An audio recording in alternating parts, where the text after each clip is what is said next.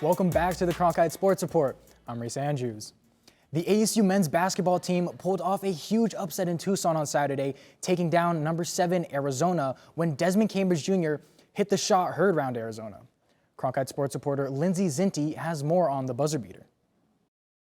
The number 7 ranked Arizona Wildcats face defeat as Arizona State guard Desmond Cambridge Jr. scores what could be the buzzer beater of the year.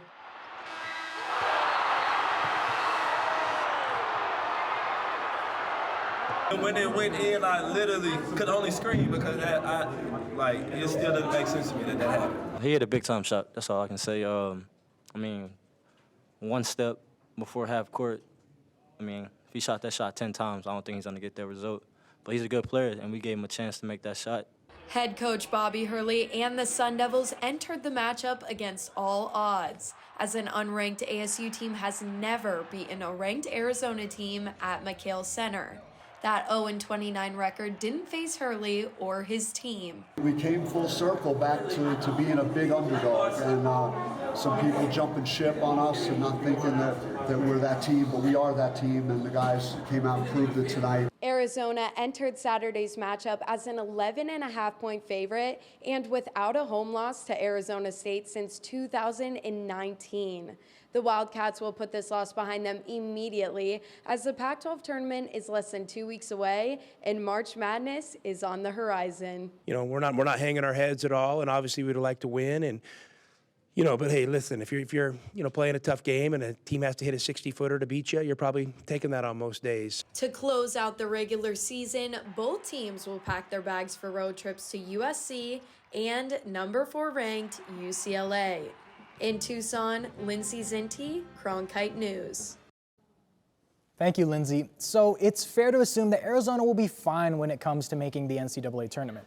But is there still hope for Arizona State yet? Well, let's lay it out. After the madness of this weekend in college hoop, the Sun Devils are currently 61 in the net rankings and 65 in the ratings power index. This puts them right on the edge of being a top 64 team when it comes to Selection Sunday. So what can they do to hold on to a spot? First of all, a win against an LA school team this week would be massive. Topping number 4 UCLA might be all that it would take. A win over USC and a Oregon loss would help ASU hang on to a first-round bye in the Pac-12 tournament. And a strong showing in Vegas may be just what they need to sneak in. ASU guard DJ Horn shows confidence in his team as the regular season winds down. It definitely gives us a lot of confidence, especially with these next 2 tough games on our schedule. To do it against a team like Arizona, especially with our backs up against the wall as far as where we stand in our season, I think this is good for us and it's going to definitely give us motivation going into these next 2. Now, switching gears to football, there's another new addition to the Arizona Cardinals coaching staff that looks to propel the Red Sea to success. Cronkite Sports reporter Olivia Eisenhower has more on the Cardinals' new offensive coordinator.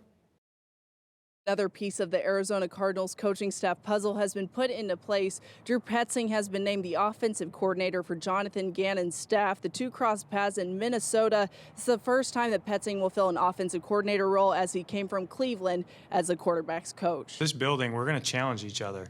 That's the whole thing about growth mindset, and you've heard me talk about capacity and character. You need both of those things to challenge and open up your way of thinking and not have a fixed mindset of it's my way or the highway. And honestly, what Drew was talking about, what he didn't agree with me was that. The main question mark, QB Kyler Murray, was almost more the center of attention than the new OC himself. He's a really talented player. That was one of the appealing things about this job to me, was being able to work with a quarterback of his caliber. But it's about the entire offense and ultimately the entire team. It's not going to be just about him. He knows that. I think Jonathan knows that. I think as an organization we will preach that. We need to build a great offense and a great defense and a great special teams unit to go out and be successful. I think that's going to be really the focus as we head into the season. As far as the QB's return, Gannon said that he is on track, but he didn't want to put an exact timetable on his return. Another key to the offense, D-Hop DeAndre Hopkins has not spoken to the new coaching staff yet. Reporting from Tempe, Olivia Eisenhower, Cronkite Sports.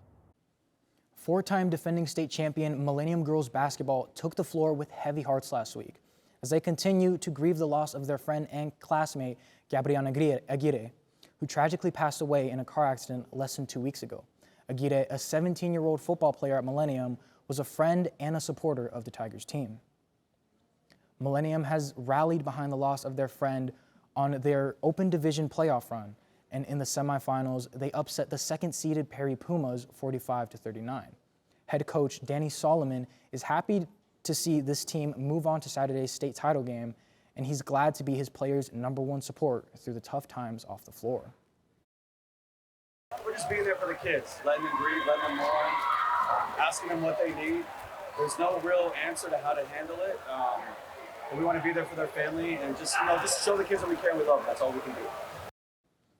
And that's it for your Cronkite Sports Report. Let's send it back to John and Miriam at the desk.